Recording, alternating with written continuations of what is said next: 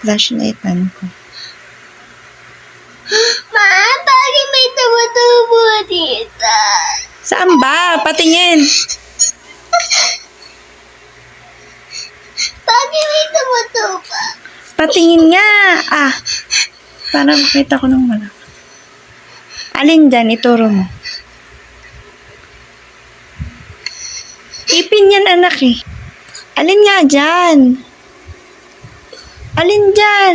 Ano mo yan? Ito? Anak, wala naman talagang ipin dyan eh. Mami, bakit may kamsa mo tumutubo dito?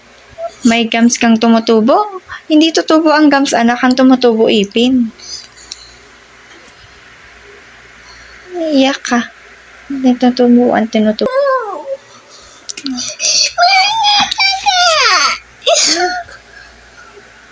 Meron na alin.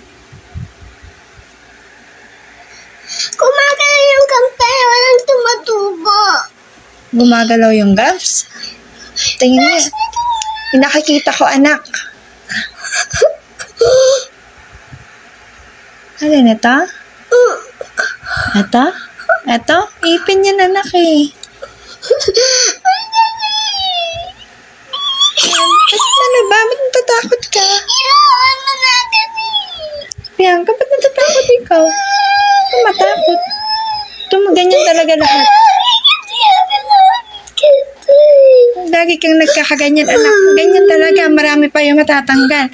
Ano, tuwing may tutubo, mabubulot eh. Iyak ka. Ha?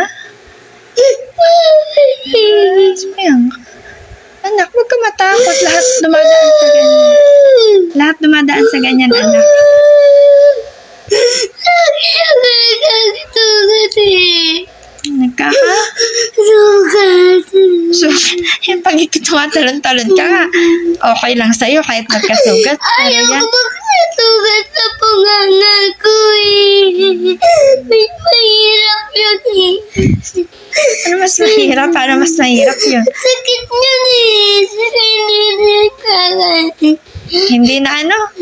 Mas madaling ang gumaling ang sugat pag sa mouth. Huwag ka na mag-cry. Mag-sleep ka na. Para gumaling na agad yun. Huwag na umiyak. Huwag mo nagalaw ka na. Si Bianca, tumutubo nga yung gums mo. Ay, yung ipin sa gums. Hindi yung kapit. Wala hawakan ko eh. Asan ba? Wala nga ako makita. Pero wala siyang ngipin. Anak, may tutubo kasing teeth, kaya ganon. O, bakit yung dito sa front mo? Ayan o. May tumutubo kapsita. Walang gums, anak, na tutubo. Ipin yung tutubo, hindi gums. Mami, please. Bakit po? Ano ka dito?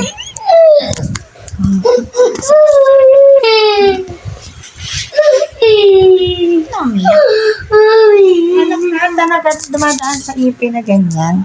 Huwag kang matatakot, ha?